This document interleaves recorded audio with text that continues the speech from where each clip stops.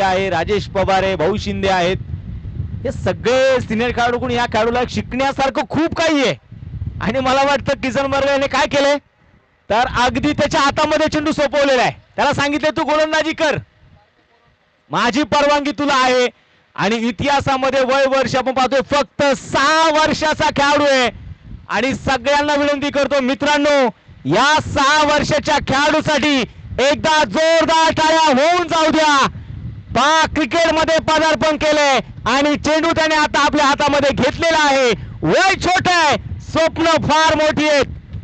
स्वयंभू तयार, पहिला चेंडू आणि नक्कीच पहिल्या चेंडूवरती स्वप्नीलने देखील इथे सन्मान दिला या चेंडूला.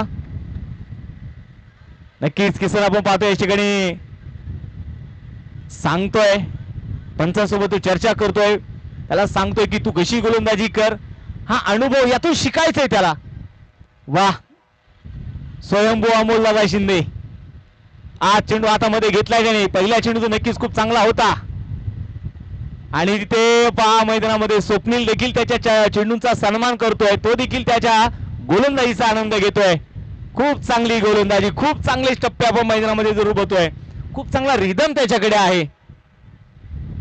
आज मैदानामध्ये आपण पाहतो ना, म्हणतो ना की बाळाचे पाय पाळण्यात दिसतात. आज स्वयंभू आपण पाहतोय नक्कीच आज जरूर सुरुवात केली आहे, परंतु येणारा काळ हा स्वयंभूच्या नावाने ओळखला जाईल.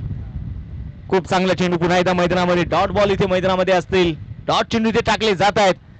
स्वयंभूने आपण पाहिलं तर परवा दिवशी याच तालुक्याचे लोकप्रिय कार्यसम्राट आमदार शंकरभाऊ मांडेकर साहेबांनी देखील गोलंदाजी केली. वाह, आता मात्र बुमराह स्टाईल.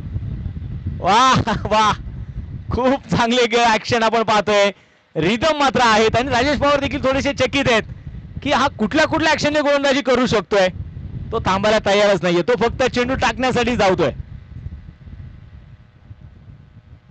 4 चेंडू टाकले, 4ही चेंडू खूप चांगले होते.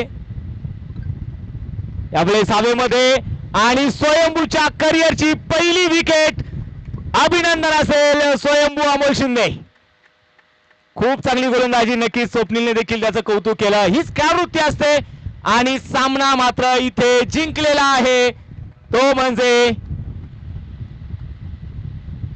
ओम साई ग्रुप वातुंडे या टीमने, वर्ल्ड टीम. आणि नक्कीच हे सगळे खेळाडू आपण पाहतोय आज स्वयंभूला समोर घेऊन नक्की त्याच्या पाठीशी सगळे खंबीरपणे उभे आहेत आणि त्याला सांगतायत